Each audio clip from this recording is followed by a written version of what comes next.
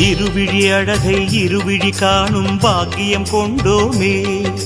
இறைவா ரமணா உந்தன் மகிமையை மனதில் கண்டோமே. திருமுகம் மலரும் சன்னதி வாசல் பரவசம் கொண்டோமே. தேவரகசியம் அது உன் லீலை மலையினில் கண்டோமே.